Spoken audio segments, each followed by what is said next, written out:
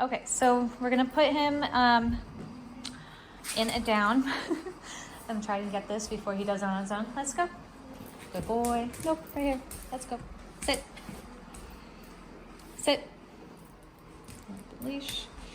Good boy. So when you're doing a food lure, I'm gonna put it by his nose and I'm gonna guide him into the down. And then afterwards, I'm gonna say YES and get to bring him out of it. Come here. Good. Yes. And so he's still licking the food and I'm moving away. And that helps kind of build drive and excitement for that piece of food. Okay, so then the other way of doing the down is I'm going to say it and I'm going to just use the leash. So I'm going to get him into a standing position first. So you can do either way. You can try to stand or sit, but eventually we want our dog to down from a standing position. So good boy, down. See if he does it. If not, I'm going to add leash. Good. Good as our stay marker. I'm going to show you again with a foot method that I use on the leash that will also help bring him into a down if you need it with the leash instead of having to hold it and bang down with him, because sometimes that makes him really excited too because your face is right there. Let's go. Good boy. So again, you can start from a sitting position or from standing. And the method is going to be kind of similar. So I'm going to say so down. And then I'm going to apply foot pressure on. Good. He doesn't need it, but that's one thing that you can do. It's going to be like a pulley system. So you would step on it. My left hand has the leash, and I'd be pulling up. So for me, I'm right dominant, but do whatever foot feels the easiest. It's usually the one that's closest to him that's going to make it so you don't trip and fall. If I was putting his leash on the other side, I would use my left foot like that. So try both ways, and it's that pulley system. So if he doesn't down right away, you can use the leash to help. But that's method number 2. And number 3 is going to be with the e-collar.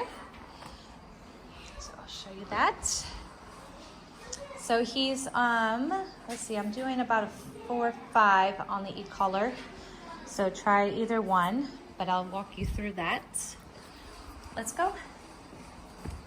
So my red button is the continuous button. So that's the one that I use for all my training. And so it's something you'll want to start with first for a couple of weeks until you feel like you got it down and you're ready to kind of move on to different techniques. But this is going to really help his training a lot by using the continuous, because we're basically, he can't get out of the pressure until he does the command. Not that the pressure is very high, but it's still there. And especially when you're indoors, it's plenty. When you go outside, your numbers are always going to go a little higher. And that's something that you guys will see and get to play around with a little bit. Okay, so I'm going to press and hold down. If he doesn't do it right away, you can add help, which would be the leash. Good. Sometimes just my foot is enough. Good job, buddy.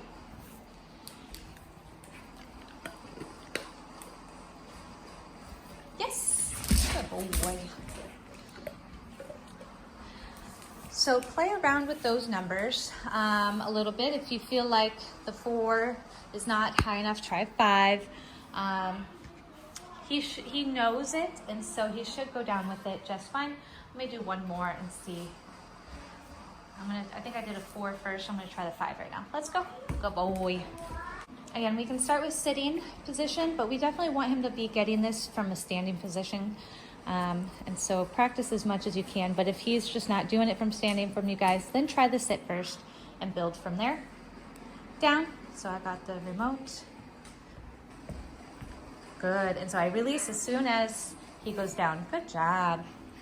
And so I didn't have to use the leash or the food lure to help him all the way down. But those are options. So if you, especially if you find yourself in new situations, new places that you're going and you're trying to do a downstay, do the extra help with it. So we're going to talk about some downstays.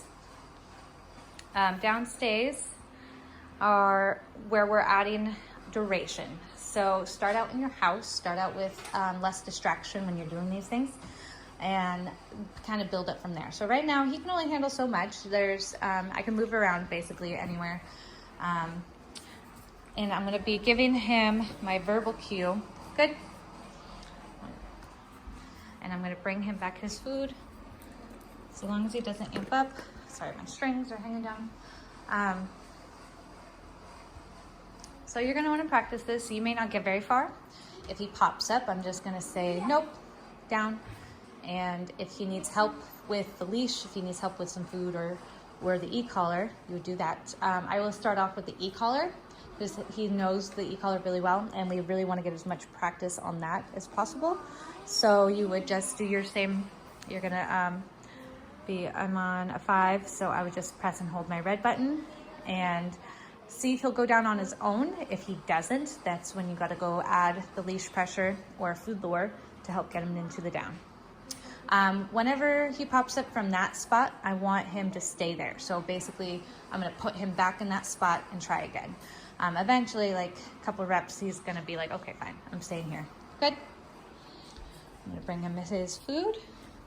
And then after maybe a minute or so, because he's got the time down with me. We practice it enough, but with you guys, you might see that he can only stay in a down for a shorter amount of time.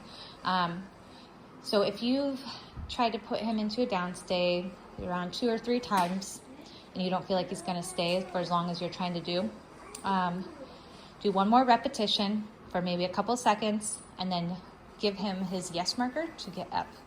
Yes, good boy.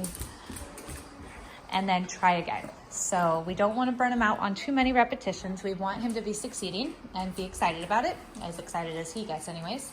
But we're not going to try to overdo it either. So if you are finding that you need to help him out 2 or 3 times, then just do one more really good repetition and then give him a yes. And you can give him more food on that yes too, and just kind of call it a session, you know, call that good enough.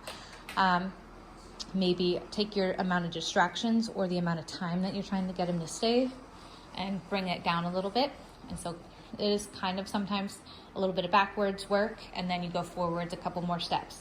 And then you might take a step backwards, and then you're gonna go forward again. That's kind of the process of duration. Every time you go to a new distraction, every time you just go out in the front yard or the backyard, it's gonna be kind of similar situation where it's gonna be new sights, new smells. Even though it's his backyard, it's still, there's always something different, right? So he's gonna find those things, get excited, and so you have to work him through it. And so your duration, it may only be for 2 minutes with you just barely away from him, or you're able to get really far from him. So it just kind of depends on how many sessions a day you guys can do, how often. Let's see, I do 2 to 3 sessions a day for him, probably about 10 minutes each on his obedience and duration. Creepy. So work on that. Let's see, another thing that I do is so out when you guys are out and you're trying to do duration 2, start out standing. I'm noticing one of the things that he has a hard time with is me being close when he's in a down. So I'll show you what I mean. Come here. Good, down. So he's not doing it right away. I'm gonna see if I can just kind of put my foot on the leash down.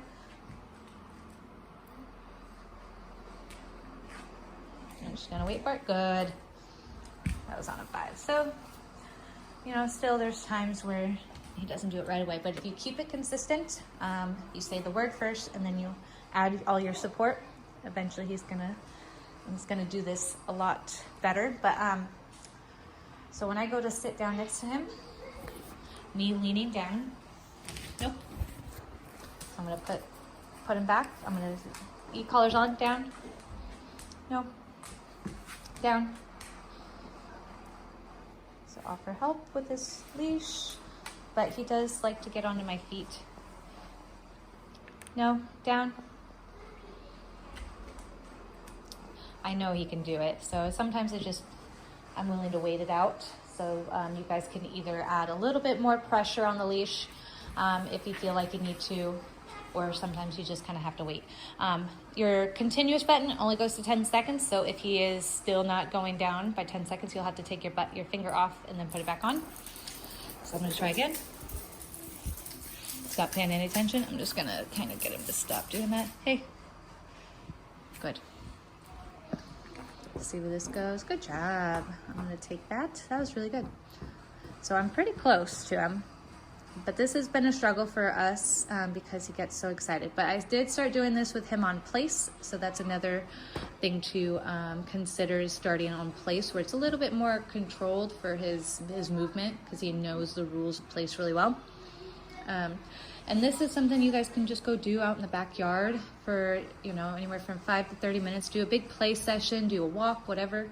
Go do a downstay out in the yard where there's a lot of smells and distractions.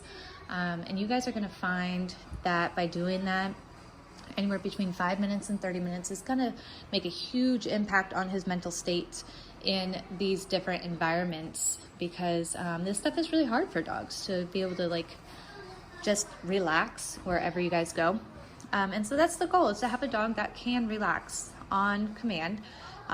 You know, I see it all the time and I always get super jealous, and I look at my own dogs, like when I go to breweries and stuff. Sometimes I see dogs that are just so chill. A lot of times they're a little older, but even younger dogs can do this. It just is a matter of how much time and practice we want to put into it. But it's completely possible, and this guy can totally do it, as you can tell. Look at this relaxed body. Now, if I start adding some physical, there is something about that that's gonna add another level. So when you are trying to maintain calm, if we wanna touch is a great thing. We're not gonna obviously go in and just start scratching him. We want it to be nice and calm. Good job. So I'm just gonna hold it. He's nice and calm. Good. Nice and relaxed touch. If he gets too amped, I'm just gonna wait for him to calm back down. Good job. So touch can be a really good tool for us to help our dogs relax too. I know some people do like massage down the spine. It's not something that I'm super familiar with, but I do know that a lot of people have good success with getting their dogs to relax through massage. So that's always a good option too to look into if you guys are interested. But yeah, so every little thing helps, right? We just want to keep our guys nice and chill when we want them to be chill, and obviously not take play and all that stuff too far. So